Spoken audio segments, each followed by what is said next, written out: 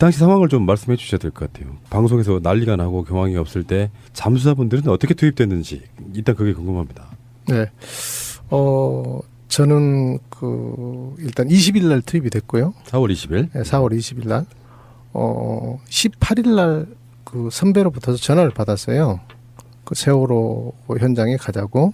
가고는 싶었는데 어떻게 갈 수 있는 방법이 또 좀 그렇고 또 솔직히 용기도 또 안 나고 그래서 어떻게 할까 하는데 뭐 TV에서 뭐 500명 있다고 그러고 그래서 그래 그럼 뭐 안 가도 되겠다 이렇게 생각도 하고 있었는데 한편으로는 500명이 있어도 저 사람들은 안 될 텐데 하는 생각은 했어요. 그래서 가야 되는데 하는데 마침 선배한테 18일 날 전화가 왔어요. 세월호 가자고. 그래서 형 기다리고 있었습니다. 그랬는데 선배가 5분이 공우영 씨예요. 예. 공우영 재판 받으신 분. 주위에 또 일 좀 잘하는 친구들이 있으면 같이 좀 데려와라 그러더라고. 그래서 또 마침 제 후배한테 전화를 했어요. 그랬더니 이 친구도 그러더라고요. 자기 기다리고 있었다고 전화 기다리고 있었다고 누군가한테는 전화하고 올 것 같은데 형님 전화 오셨네. 그래서 그래 그럼 내일 가자 그러고 이제 그러고 19일 날 새벽에 이제 서울에서 출발을 했어요. 그랬는데 19일 날 저녁에 목포를 도착을 해서 평목항으로 들어가려고 있는 중에 전화가 다시 왔어요. 전화가 와갖고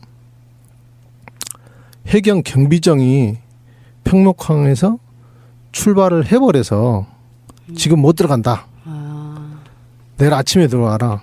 그래서 돌려왔는데 가다 어디쯤에서 돌려왔냐면 목포 지나서 거기 저 수문 있고 한데 더 지나서 그쯤에서 돌려왔어요. 근데 돌려오면서 너무 의아하더라고. 사람 지금 없다는데 그렇죠. 일 제대로 못하고 있다는데 밤에라도 배가 가면 되지 않는가. 그렇죠. 해경배가 한두 척 있는 것도 아닌데. 그렇죠. 근데 왜 돌아가라고 그러지? 그러고 이제 좀 기분 나쁘더라고요. 그래서 목포에서 잤어요. 그날 저녁에 자고 다음날 아침에 이제 새벽에 일찍 일어나서 출발을 했는데 평목항으로 오지 말고 서망항으로 오라고 그러더라고요. 서망항에서 기다리고 있는데 배가 안 와요. 한 11시쯤인가?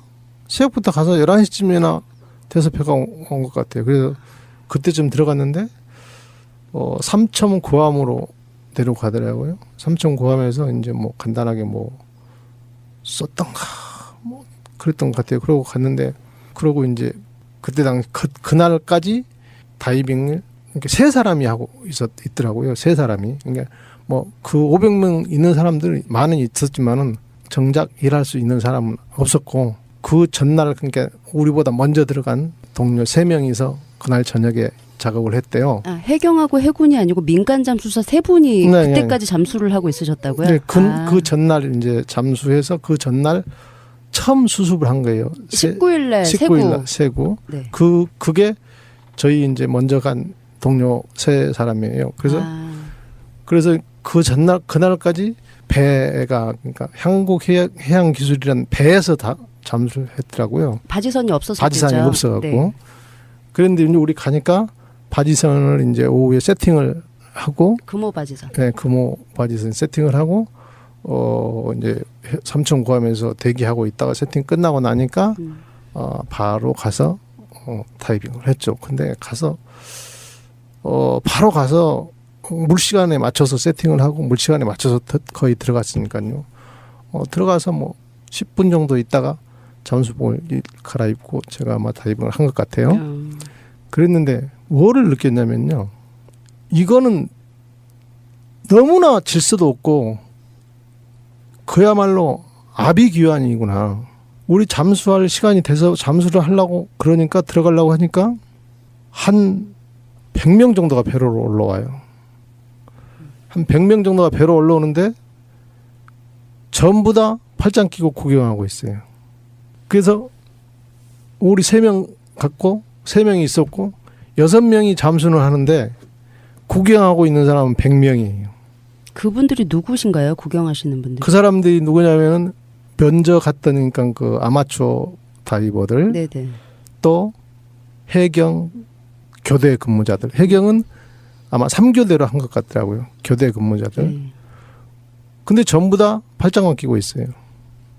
아무도 들어가지는 않고. 들어가 봐야 또 그때는 안 됐고요. 그런 장비로는 안 됐고 스쿠바 공기통으로는 거기서는 될 수가 없는 작업이거든요. 아. 그러니까 안 됐고. 근데 그게 한 3일 정도를 계속 그런 상황이었어요.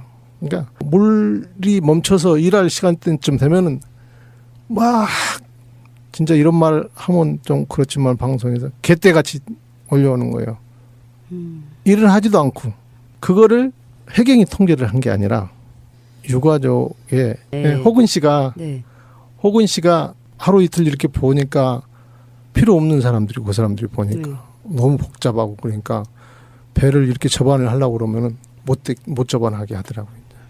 그때부터 이제 배 접안하려고 그러면 로프 던지면 로프 다시 던져버리고 오지 말으라고 그러고 그래서 아마 정리가 되고 그때부터 이제 조금 이제 그 약간씩 질서 잡아준 게 유가족이에요. 해경이 아닌 유가족. 근데 그 시점이 질서가 잡힌 시점이요. 며칠 20일 한참 이후였다는 거예요. 그렇죠. 20일 이후에 22일 날 정도부터 22일부터. 그러면은 당시에 사건 났을 때 네. 정부에서는 뭐 잠수사나 장비를 총동원해가지고 구조하고 있었다라고 했지만 사실은 첫 지신이 나온 게 19일 새벽이니까 한 3일 정도는 그냥 흘러갔던 거고요. 19일 새벽이 아니라 정확하게 20일 새벽이죠. 아하. 그러니까 19일 밤 늦게. 19일 밤늦게 확인해서 네. 20일 날 건져 올렸다. 뭐 네. 이거죠. 19일 날 오후에 확인은 됐고 오후에 확인은 됐고 아마 그날 새벽에 그러니까 그 20일 새벽이겠죠. 아마 네, 아니면 20일 뭐 새벽. 새벽이든가 네. 그 19일 밤 늦게든가 네. 그렇게 아마 인양 수습을. 수습이 그때 그 시간에 된 것 네네. 같아요. 그러니까 발견은 19일 날로 된 걸로 저희도 네, 알고 예. 있거든요. 그 발견하는 사람은 다른 사람이에요. 네, 다르신 분. 다른 네, 맞아요. 분이고 이제 그 친구는 저도 또 이제 잘 아는 친구인데 그 친구가 발견을 해서 수습을 어떻게 해보려고 했는데 유리창이 안 깨져서 못했어요. 맞아요. 못하고. 네, 말씀하셨어요. 예, 뭐 그래서 이제 그 다음 그 이제 우리 같은 저랑 같이 19일 날 들어가려고 하다가 먼저 들어간 거예요. 아. 그 세 사람은. 근데 그 배가 떠나버렸다고 그래갖고 우리는 다시 돌아오고. 아. 그 세 사람이 했던 거죠. 사건이 나면 당일날 정도는 우왕좌왕할 수 있어요. 공무원들도. 근데 지금 며칠이 지난 상황에서도 우리는 이제 보도로만 보면 왜 연합뉴스 같은 경우는 정말 대표적으로 막 정부가 뭘 대단히 잘하는 것처럼 보도를 했지만 현장에서는 역시 잠수사들이 막 몰려 들어가지고 사실 구경꾼처럼 돼버리는 거잖아요. 뭐 사람이 네. 많으면 오히려 방해가 네. 되는 거고 네. 그 작업도 유가족이 했다 할 정도면은 진짜 해경은 뭐 했나 싶은 생각도 드네요. 구조를 못한 것뿐만 아니라 이건 진짜 못했나 싶은 생각이 좀 드네요. 해경 말고 해군이 이게 뭐 이렇게 동원된 배나 그런 걸 보면 많이 왔어요. 네. 해군은 뭘 했나요? 잠수사님 보시기에. 해군도 그 초창기에는 네. 그때까지는 장비를 스쿠바로 하고 있었어요. 하고 있는데 거기에 그냥 스쿠바로 할 수 있는 상황이 아니고 예. 근데 그러니까 시도하고 실패하고 이랬던 것 같아요. 그때까지. 그리고 해군 이제 그 SSU는 이제 23일부터 이제 그 사람들도 이제 그 표면 공급식으로 다이빙을 했는데 그때까지 표면 공급식으로 할 수 있는 상황이 아니었던 거죠. 바지가 없고. 기본 세팅이 안 되어 세팅이 있는 안 되니까. 그러니까 아마 못했던 것 같고 그거를 도대체 왜 그때까지 못했는지 저도 이해가 안 가요. 공기로 잠수를 할 수 있는 원래 공기로 잠수할 수 있는 최대 수심이 40m예요. 교과서에 나와 있는 게 물론 더 할 수 있는 상황이지만 그래서 48m라고 그러면 저희 잠수사들은 거의가 어떤 현장이 48m 현장이다 그러면 안 가는 현장이죠. 꺼려하죠. 뭐 그만큼 많은 위험도가 따르고 잠수병이니 뭐 기타 여러 가지가. 산소통을 메고 들어가는 거 말고 이제 아예 줄을 연결해가지고 그걸 차고 들어가야 된다는 거죠. 네. 원래는. 네. 아, 그렇구나. 네, 그 표면 공급식이라고. 하는데. 그 이야기 들어보니까 근데 그 당시에 뭐 식사라든지 그런 공급을 전혀 체계적으로 해주지 못하는 상태였던 거예요. 네, 그거 제가 말씀드릴게요. 그때 당시에 이제 가니까 도시락을 어디서 가져와서 밥을 먹었거든요. 도시락을 가져오는데 스티로폴 도시락 이렇게 아, 뭐 좀 반찬 이런 건 굉장히 많이 부실했죠. 근데 그거마저도 우리는 이제 그 작업을 볼 시간이 점심시간에도 걸리고 아침에도 걸리고 이렇게 계속 더 걸리니까 점심시간인데 도시락이 왔는데 일을 하니까 일을 해야 되잖아요. 그냥. 그러고 나서 일 끝나고 오면은 도시락이 없어요. 누가 먹었는지 모르는 거예요. 그만큼 전혀 질서가 없고 아무것도 없었던 거예요. 그만큼. 그러니까 그거 아마 나중에 이제 생각하기에는 아마추어 잠수사들도 있었고 해경들도 있었고 그때는 다 그런 게 보급이 안 되니까 그 사람 배고프니까 있으니까 먹었던 것 같아요. 우리 잠수함옥이라고 갖고는 왔던 것 같은데 다른 사람도 밥을 안 먹었으니까 이제 아마 그래서 먹었던가. 그래서 우리는 또 밥 못 먹었던 것도 있었고 그래서 뭐 컵라면 하나씩 먹고 또 때웠던 것도 있었고 그랬죠. 주무시는 데는 있으셨어요? 아 금호 예, 금호바지. 금호바지에서는 잘 데가 거의 없었죠. 예, 그쵸. 없었고 작아서. 한 평 반이나 두 평도 안 되겠네요. 2평도 안 되는 방이 있었는데 선원들이 자는 방이에요. 선원들 4명이서 자는 방이거든요. 선원들 4명이서 자는 한 평 반이 그 사람들도 이제 거의 칼잠을 자다시피 하고 해야 되는데 우리가 그때 이제 6명에 이제 나중에 한 8명 정도 되니까 잘 데가 없잖아요. 없으니까 거기서 쭈그리고 앉아서 잔 경우도 있었고 밖에 이제 그 방 앞에가 주방이 겸 이렇게 있었는데 그 주방에서 이렇게 탁자에서 그 유호근 씨랑 유호근 씨예요. 유호근 씨랑 또 한 분 가족이 계셨는데 그분은 하고 또 우리 공영잠수사랑 몇 사람들은 밖에서 그 간이 의자 있잖아요. 이렇게 동그랗게 조그만 의자 거기에 앉아서 거의 꼬박 날새는 경우도 며칠 있었고 그게 그때는 4월 달이라 엄청 추워요. 바다라. 예. 추우니까 뭐 거의 추워서 잠을 못 잘 정도였죠. 그때는. 그리고 뭐 그게 23일까지는 하여튼 그랬던 것 같아요. 4월 16일 날 사고가 나고 나서 23일까지는 그렇게 우왕좌왕 상태였는데 그 후로 나타나는 게 언딘 리베로입니까? 네. 그 후로 23일 날 언딘 리베로가 왔죠. 그 언딘 리베로가 나타나고 나서는 상황이 좀 그때 잠수사분들은 뭐 하고 계신 거예요? 언딘 리베로가 오면은 네. 그러니까 주체가 바뀌는 것뿐 잠수사분들은 계속해서 똑같은 작업을 그렇죠. 하셨다고요? 네. 그러니까 배만 왔을 뿐 뭐 다른 거는 아무 관계가 없는 거죠. 혹시 근데 대우나 뭐 이런 건 좀 더 좋아졌나요? 아니 많이 좋아졌죠. 첫째 뭐가 좋았냐면 샤워를 할 수 있었어요. 샤워를 할 수 있었고 잠을 잘 수가 있었고 잠을 잘 수가 있었고 나중에 물론 뭐 사람 저희 부족해서 잠잘 곳이 부족해서 컨테이너에서 자고 했지만은 일단은 샤워를 할 수 있었어요. 언딘 그 리베로가 고성에서 건조를 하고 있었다고 그래요. 맞아요. 네. 건조하고 있었는데 건조가 다 아직 덜 끝난 상태에서 왔던 걸로 알고 있어요. 근데 오니까 아직 뭐 샤워 시설 이런 게 아직 뭐 끝 마무리가 아직 안 됐더라고요. 그래도 하여튼 뭐 그거 보니까 우리는 좋았죠. 근데 언니 리베로에서도 그 의료 지원을 뭐 받는다거나 초반에는 그게 되게 어려웠다고 하세요. 어려운 게 아니라 없었죠. 아예 그냥. 아예 없었고 언든 리버로 오기 전에는 우리 이제 참바도 없어서 언든 리버로 오기 전에 잠수병이 걸린 사람은 해군 그 평택함이 있어서 예. 거기서 참바 담합 치료- 챔버 예, 말씀하시는 예. 거 잠수하고 올라와서 이제 계셔야 되는. 예. 네. 거기서 치료 받아서 저도 23일 날 그 해군 참바에서 치료받고 왔었고 그 언딘 리버로가 온 다음에는 그런 건 좀 많이 좋아졌죠. 혹시 상주하시는 의사분이 계셨나요? 아니 전혀 없었죠. 리베로가 왔어도? 없었죠. 전혀 없었고 이강옥 잠수사가 사망 이후에 네. 그때부터 이제 의사도 있었고 그때부터 처음에는 그때도 의사는 없었고 군의관이 며칠 있다가 이제 의사가 배치가 되더라고요. 국가라고 하는 게 이게 무슨 6.25 시절의 이야기도 아니고 현대국가 선진국을 바라보는 나라의 국가에 이런 사건이 났음에도 불구하고 전혀 시스템이 없었다는 얘기잖아요. 일단은. 그렇죠. 이건 뭐 국가라고 할 수가 없는 거였죠. 전혀 뭐 그러니까 제가 아까도 말씀드렸지만은 아비규환 전쟁터 총성 없는 전쟁터구나 이렇게 생각했어요. 그만큼 질서가 없고 그만큼 그러면은 이제 뭐 조금 더 이제 더 내밀한 이야기 한번 여쭤보겠습니다. 우리 황 잠수사님께서는 물속에 들어가셔가지고 몇 군을 수습하셨어요, 본인이?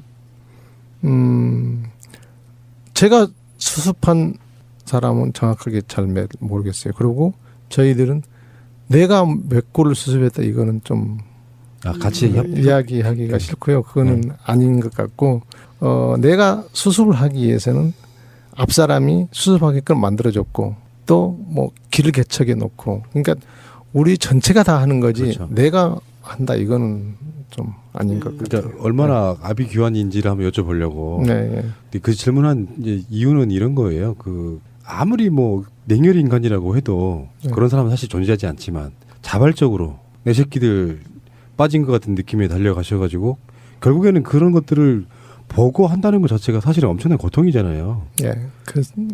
그래서 처음 첫 다이빙에 제가 첫날 이제 그 가장 못 잊는 게 첫날 다이빙하고 이제 또 두 가지가 가장 못 잊는 게 있는데 첫날 다이빙 때 들어가자마자 이제 그때는 시야가 안 나왔거든요. 안 보였어요. 안 보이고 유리창 깨고 이렇게 손으로 더듬으니까 머리가 한 서너 같이 딱 잡히더라고요. 그러니까 내가 감당이 안 되더라고요. 어떻게 감당이 안 돼서 막 소리 질렀어요. 막 소리 지르면서 누구한테 하는지 모르는데 욕을 막 했어요. 어떻게 이걸 주체를 못 하겠더라고요. 그 전에까지 집에서 이제 처음에 TV 볼 때는 난 다 살 수 있을 거라고 생각했었거든요. 충분히 저 정도 큰 배가 저 정도 기울었을 땐 다 살 수 있다. 이렇게 생각을 했고 그런데 갑자기 뭐 300 몇 명이 사망을 했다고 하니까 이해를 못했지만은 그걸 막상 내가 이제 들어가서 이렇게 애들을 접하게 되니까 막 어떻게 뭐라고 할까 막 미쳐버릴 것 같은 심정이더라고요. 그래서 막 소리 질렀던 게 그리고 욕했던 거. 그게 아마 지금까지도 아마 치료를 해야 되는 부분으로도 남아 있을 것 같은데요. 치료는 계속 했었고요. 앞으로도 계속 해야 될 것 같고 인터뷰 하나 뭐 다른 사람들이 그런 이야기를 물어봐요. 뭐 그 현장 생각이 나느냐 가끔이 아니거든요. 항상 나요.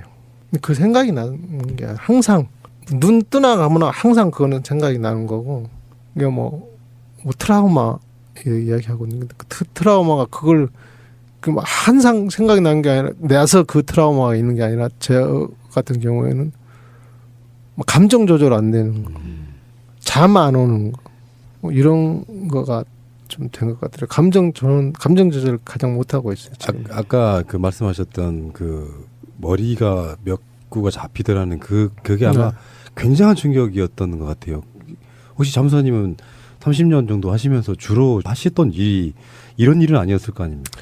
제 산업 다이버니까요. 뭐 항만공사, 뭐 부두, 또 뭐 해적 케이블, 뭐 주로 이런 거 공사하죠. 그러니까 이런 거는 배 침몰한 거는 어선 침몰한 거 딱 한번 해봤던 것 같고 처음이니까 여기서 제가 느낀 게 정말 사람이 살아있었다고 볼 수가 없구나. 흔히 이런 이야기 하죠. 파리 목숨이라. 제가 느낀 거래요. 나도 파리 목숨이 있는 거야. 혹시 가족분들이 이런 말씀을 하셨을지도 모르겠습니다. 가까운 분들이 그 왜 갔냐고 대접도 못 받고 이렇게. 근데 왜 갔냐고는 안 그랬는데요. 저도 뭐 항상 내가 그냥 하고 싶은 대로 하고 살았으니까 저희 딸 같은 경우에는 한 달 동안 잠을 못 잤어요. 그런 것 때문에 이제 가서 뭐 위험하지 그 밖에서 그때 당시에는 욕 먹었거든요. 모든 매스컴이 그 매스컴에 언딘 잠수사로 네. 그렇죠. 여론몰이가 돼서 네. 그렇죠. 그래갖고 그런 것 때문에 이제 잠도 못 자고 그랬던 그렇죠. 거. 우리도 마찬가지 처음에 그래서 나갈까 말까 가자. 또 그러면 또 안 되지. 그런 게 한 몇 번 있었어요. 그런데 언젠가 어느 날인가는 배에다가 당신들이 우리 아이들의 마지막 희망입니다. 뭐 이런 프랜카드가 있더라고요. 그거 보고 내가 잘못 이러면 안 되지 다시. 그러고 또 일 잘했던 것 같아요. 이게 이제 이렇게 된 거죠. 지금 좀 이해를 좀 돕기 위해서 사건이 나고 며칠은 우왕좌왕하던 그게 있었고 사실은 지금 잠수사님한테는 시간적으로 해당이 안 되는 것 같긴 합니다만 아직도 우리는 한 2, 3일 동안은 에어포켓이 있었을 거라고 한번 추정해보는 측면도 있고요. 네. 그러다가 언딘이라고 하는 해경의 공식 군환 업체가 들어온 거예요. 네. 그러면 이제 우리는 그때 당시에 어떤 정보들을 들었었냐면은 그때는 언딘이라는 이름을 잘 몰랐었고 공식적으로 이제 잠수사들을 모집하고 다닌다 해서 뭐 전화 통화로 뭐 금액이 얼마라는 등 뭐 이런 식으로 이야기가 됐던 측면이 있었지만 지금 황 잠수사님 같은 경우엔 실제로 먼저 들어가서 일을 하다가 자연스럽게 언딘이 하는 그 작업에 마치 소속원처럼 돼버린 상황인 건데 우리들 입장에서 약간 의심이 그러니까 이해가 안 되는 게 물론 어디에 뭐 잠수라고 하는 특수한 직업의 군들이 얼마나 많은지 모르겠습니다만 언딘이 공식 업체였음에도 불구하고 그들이 직접 당장 이렇게 긴급하게 출동시켜서 할 수 있는 인원 자원은 없었다는 거죠. 그렇죠. 잠수 그 회사들이 대부분 잠수 인력은 없어요. 필요할 때만 부르는 필요할 때만 부르는 거고 언딘이라는 업체는 저도 거기 가서 처음 들어봤어요. 내가 잠수 몇십 년 했는데 그 전에 가끔 한 번씩 어디 뭐 새로운 시스템으로 많이 한다더라 그런 말은 조금 들어봤는데 나도 처음 언딘이라는 업체는 들어봤고 보니까 뭐 상당히 국내 일을 많이 안 하고 해외 공사를 많이 했다고 하더라고요. 그래서 그렇구나 그렇게 생각을 했죠. 우리가 시즌 1에서 언딘만 주로 한 2, 3회 이상 다뤘던 걸 기억이 나는데 그 부분에 뭐 이제 잠수사님이 더 아실 것 같지는 않고 본인의 경험만 제가 여쭤보고 있는데 그때 잠수사도 한 번 사망하셨잖아요. 네. 그 당시 상황은 어떻게 된 거예요? 이광옥 잠사 말씀하시는 건가요? 네. 이광옥 잠사는 그때 당시 이제 그러니까 그날에 5월 6일날 사망했죠. 5월 6일 이때쯤 그러니까 그 5월 6일이 소조기 때였어요. 이게 소조기 때 그러고 이제 그 무렵에 맞춰서 VIP가 온다. 박근혜. 네. 그러니까 인원을 충원을 많이 해라. 그리고 이제 지금 그때 당시에 이제 그 5월 6일 이전까지 희생자들이 많이 막 나와다 약간 주춤했을 때죠. 그러니까 인원을 좀 많이 투입을 해서 해라. 그래서 우리들은 지금 인원으로도 충분하다. 돌아가는 게 굳이 올 필요는 없다. 그러고 투입하라고 했을 때 우리 아는 사람들한테는 전화를 엄청 많이 했어요. 다. 저도 한 5명 정도한테 전화를 했는데 다 안 온다고 그래요. 그러니까 이 핑계 저 핑계 대고 분명히 놀고 있는 줄 아는데 이 핑계 저 핑계 대고 안 온다고 그러더라고요. 그래서 굳이 그러고 이제 저희들은 이제 다 나만 한 게 아니라 다 자기 주위에 이제 다이버들 잠수를 좀 어느 정도 할 수 있는 사람 그러니까 산업 현장에 있는 사람들은 했는데 대부분 다 일을 하고 있거나 이제 안 온다고 그래서 그러면 우리끼리 그냥 꾸려 나가자 이렇게 하고 이제 잘 나가고 있는 상황에서 뭐 VIP 온다고 증원해라. 뭐 60명까지 증원을 해라. 어쩌고 이제 그런다고 하거든. 60명 하면 거기 60명이서 하면은 며칠에 한 번씩 할 수밖에 없는 상황인데 다이버 그렇게 사람이 많다고 해서 되는 그렇죠. 저거가 아니에요. 공간적 제약이 있는 거예요. 네, 공간적 제약도 있고 그러면은 예를 들어 사람이 60명이 있어갖고 지금 하루에 내가 2번 들어가는 거를 3일에 한 번 정도 들어간다 그러면 더 저것만 값만 떨어지는 거죠. 배 안으로 들어가면은 내가 어디까지 했더라라는 그런 그렇죠. 감 갖고 같이 살아가는. 그렇죠. 그거 이제 계속 그 라인 연결하고 그 다음 사람한테 이제 인계해주고 이런 거 하는데, 그러니까 그렇게 되면 훨씬 더 불편한 거예요. 그래서 우리가 이 정도 우리 인원 갖고도 지금은 된다.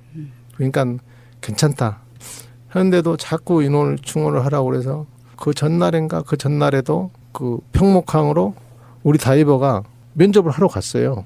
면접을 하고 갔는데 아침에 이제 우리 다이버 한 명하고 해경 관계자 한 명하고 보내서 쓸만한 애 있으면 데리고 와라 가서. 근데 우리 다이버들은 어떤 사람이 쓸만한 건지 말 한마디만 해보면 다 알거든요. 어디서 일했냐, 무슨 일 했냐 물어보면은 이게 그냥 왔어요 저녁 때. 그래서 야 쓸만한 사람이 한 명도 없어요 그러더라고. 그 평목항에 있는 500명이랑 그 있었던 사람 밖에서 인터뷰도 하고 이런 사람들은 실제로 현장에서 일을 한 번도 안 해본 사람들인데 전부 다. 진짜 프로들은 또 따로 있는 거죠. 그렇죠. 그러니까 여기에 안 맞는 사람이라고 생각하고 하나도 안 데리고 왔어요. 그랬는데 5일날 저녁에 두 사람이 왔더라고요. 그게 이강옥 씨하고 양영수 씨인가 친구분 이강옥 씨 전부 두 분이에요. 오셨는데 사실 우리가 아무도 몰라요. 그분 두 사람을 아무도 모르는데 무슨 일을 하셨냐고 물어보니까 옛날에 우리 말로는 계지발이라고 그러고요. 키조개 작업하는 거 있었거든요. 이제 그 조개 작업하는 거 그거를 뭐 오래 하셨다고 그래요. 그래서 그것도 오래 하셨으면 뭐 괜찮거든요. 그래서 그런가 보다 하고 이제 그래서 그날 저녁에 원래는 이제 낮에 왔다가 이제 주의 교육을 계속 시키고 저녁에 이제 친구분은 6시에 우리 다이버 한 사람하고 이제 폐하해서 가서 이제 보기만 해라 하고 이제 가서 다이빙을 했고 그 다음이 이제 그분인데 그분은 가이드라인이라고 그러죠. 이제 가이드라인이라고 이제 위에서 우리는 그 하강 상승줄 로프 하강 로프 이거를 옮기라고 그래서 이제 옮기려고 그걸 하는 건데 그 옮기는 것도 그래요. 우리는 옮기는 것도 해경이 옮기라고 그래서 옮기는 건데 우리는 자꾸 그걸로 이동을 하라고 그러니까 우리가 뭐 방을 1번 하다가 갑자기 5번 하라고 그러고 그래서 왜 차근차근 어차피 해야 되는 거 다 깨끗하게 하고 나서 해야지 왔다 갔다 하면 일이 또 더 안 되고 여러 가지 또 불편한데 왜 그러느냐 그랬더니 가족이 그걸 원한다. 그래서 뭐 할 수 없이 옮기는 작업을 시켜야 됐고 그 옮기는 작업을 이제 로프만 옮기는 거예요. 그러니까 이강욱 점사님이 수습하려고 들어가셨던 게 아니고 그 로프를 위치를 변경하시려고 그렇지, 들어가신 거죠. 위치 변경을 하려고 그래서 교육을 계속 시키고 할 수 있겠느냐. 사실은 이제 그 로프 위치 변경은 누구나 다 아무나 할 수 있는 거거든요. 근데 시야가 잘 안 나오니까 조금 불편하긴 하겠죠. 그래도 뭐 그 정도는 거기에 와서 일할 수 있는 실력이라면 당연히 해야 된다고 생각을 했으니까. 그러고 이제 밤 12시에 하기로 했는데 밤 12시에 파도가 많이 쳐서 안 했어요. 작업을. 못 했어요.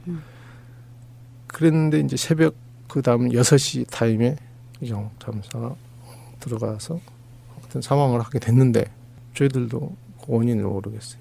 왜 사망을 하게 됐는지. 그게 나중에 법적인 문제까지 이어지는 거죠. 맞아요. 네, 그게 이제 법적 문제로 이어지는 거로 우리 공영 잠사가 재판을 받았고 대법원에서 무죄 판결. 그러니까 그렇죠. 이거는 그 같이 작업하신 동료분들이 이해를 못하시겠다는 사건인 거네요. 맞습니다. 전혀 이해를 못하는 거고 모든 책임을 해경에서 져야 되는데 우리한테 그러니까 동사무소 뒤집어 씌워서 하여튼 뭐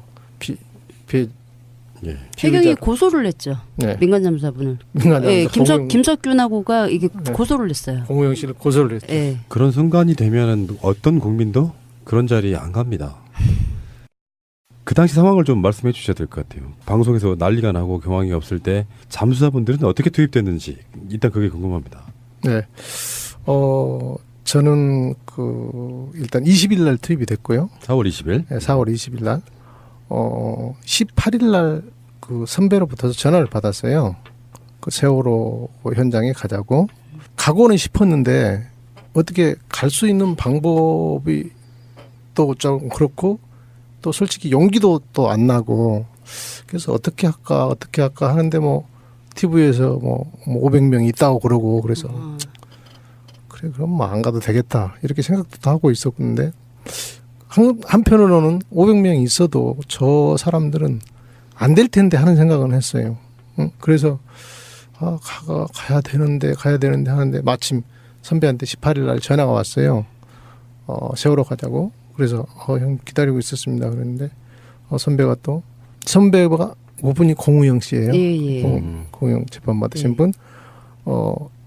주위에 또 일 좀 잘하는 친구들이 있으면 같이 좀 데려와라 그러더라고. 그래서 또 마침 제 후배한테 전화를 했어요. 그랬더니 이 친구도 그러더라고요. 자기 기다리고 있었다고, 전화 기다리고 있었다고. 누군가한테는 전화하고 올 것 같은데 형님 전화 오셨네. 그래서 그래 그럼 내일 가자 그러고 이제 그러고 19일 날 새벽에 이제 서울에서 출발을 했어요. 그랬는데 19일 날 저녁에 목포를 도착을 해서 평목항으로 들어가려고 있는 중에 전화가 다시 왔어요. 전화가 와갖고 해경 경비정이 평목항에서 출발을 해버려서 지금 못 들어간다. 내일 아침에 들어와라. 그래서 돌려왔는데 가다 안 하게 하더라고요. 그때부터 이제 배 접어하려고 그러고 로프 던지면 로프 다시 던져버리고 오지 말으라고 그러고. 그래서 아마 정리가 되고 그때부터 이제 조금 이제 그 약간씩 질서 잡아준 게 유가족이에요. 해경이 아닌 유가족. 이제 그 시점이 질서가 잡힌 시점이 며칠 20일 한참 이후였다는 거예요. 그렇죠. 20일 이후에 22일 날 정도부터 22일부터. 그러면은 당시에 사건 났을 때 네. 정부에서는 뭐 잠수사나 장비를 총동원해가지고 구조하고 있었다라고 했지만 사실은 첫 지신이 나온 게 19일 새벽이니까 한 3일 정도는 그냥 흘러갔던 거고요. 19일 새벽이 아니라 정확하게 20일 새벽이죠. 아하. 그러니까 19일 밤 늦게. 19일 밤늦게 확인해서 네. 20일 날 건져 올렸다. 뭐 네. 이거죠. 19일 날 오후에 확인은 됐고 오후에 확인은 됐고 아마 그날 새벽에 그러니까 그 20일 새벽이겠죠. 아마 네, 아니면 20일 뭐 새벽. 새벽이든가 네. 그 19일 밤 늦게든가 네. 그렇게 아마 인양 수습을. 수습이 그때 그 시간 된 것 네네. 같아요. 그러니까 발견은 19일 날로 된 걸로 저희도 네, 알고 예. 있거든요. 그 발견하는 사람은 다른 사람이에요. 네, 다르신 분. 다른 네, 맞아요. 분이고 이제 그 친구는 저도 또 이제 잘 아는 친구인데 그 친구가 발견을 해서 수습을 어떻게 해보려고 했는데 유리창이 안 깨져서 못했어요. 맞아요. 못하고. 네, 말씀하셨어요. 예, 뭐 그래서 이제 그 다음 그 이제 우리 같은 저랑 같이 19일 날 들어가려고 하다가 먼저 들어간 거예요. 그 세 사람은. 근데 그 배가 떠나버렸다고 그래갖고 우리는 다시 돌아오고. 그 세 사람이 했던 거죠. 사건이 나면 당일날 정도는 우왕좌왕할 수 있어요. 공무원들도. 근데 지금 며칠이 지난 상황에서도 우리는 이제 보도로만 보면 왜 연합뉴스 같은 경우는 정말 대표적으로 막 정부가 뭘 대단히 잘하는 것처럼 보도를 했지만 현장에서는 역시 잠수사들이 막 몰려 들어가지고 사실 구경꾼처럼 돼버리는 거잖아요. 뭐 사람이 네. 많으면 오히려 방해가 네, 되는 거고. 네. 어디쯤에서 돌려왔냐면 목포 지나서 거기 저 수문 있고 한데 더 지나서 그쯤에서 돌려왔어요. 근데 돌려오면서 너무 의아하더라고. 사람 지금 없다는데 그렇죠. 일 제대로 못 하고 있다는데 밤에라도 배가 가면 되지 않는가. 그렇죠. 해경배가 한두 척 있는 네. 것도 아닌데. 그렇죠. 근데 왜 돌아가라고 그러지? 그러고 이제 좀 기분 나쁘더라고요. 그래서 목포에서 잤어요. 그날 저녁에 자고 다음 날 아침에 이제 새벽에 일찍 일어나서 출발을 했는데 평목항으로 오지 말고 서망항으로 오라고 그러더라고요. 서망항에서 기다리고 있는데 배가 안 와요. 한 11시쯤인가? 새벽부터 가서 11시쯤이나 돼서 배가 온 것 같아요. 그래서 그때쯤 들어갔는데 삼천 고함으로 내려가더라고요. 삼천 고함에서 이제 뭐 간단하게 뭐 썼던가 뭐 그랬던 것 같아요. 그러고 갔는데 그러고 이제 그때 그날까지 다이빙을 이렇게 세 사람이 하고 있더라고요. 세 사람이. 그러니까 뭐 그 500명 있는 사람들 많은 있었지만은 정작 일할 수 있는 사람은 없었고 그 전날 그러니까 우리보다 먼저 들어간 동료 3명이서 그날 저녁에 작업을 했대요. 해경하고 해군이 아니고 민간 잠수사 3분이 네, 그때까지 잠수를 하고 있으셨다고요? 네, 그 전날 이제 잠수해서 그 전날 처음 수습을 한 거예요. 19일 날 19일 날 세구. 네. 그게 저희 이제 먼저 간 동료 3사람이에요. 그래서 그 전날 그날까지 배가 그러니까 한국해양기술이라는 배에서 다 잠수했더라고요. 바지선이 없어서 바지선이 없어갖고. 네. 그런데 이제 우리 가니까 바지선을 이제 오후에 세팅을 하고 금호 바지선. 네, 금호 바지선 세팅을 하고 이제 삼천고함에서 대기하고 있다가 세팅 끝나고 나니까 바로 가서 다이빙을 했죠. 근데 가서 바로 가서 물시간에 맞춰서 세팅을 하고 물시간에 맞춰서 거의 들어갔으니까요. 들어가서 뭐 10분 정도 있다가 잠수복을 갈아입고 제가 아마 다이빙을 한 것 같아요. 어. 그랬는데 뭐를 느꼈냐면요. 이거는 너무나 질서도 없고 그야말로 아비규환이구나. 우리 잠수할 시간이 돼서 잠수를 하려고 그러니까 들어가려고 하니까 한 100명 정도가 배로 올라와요.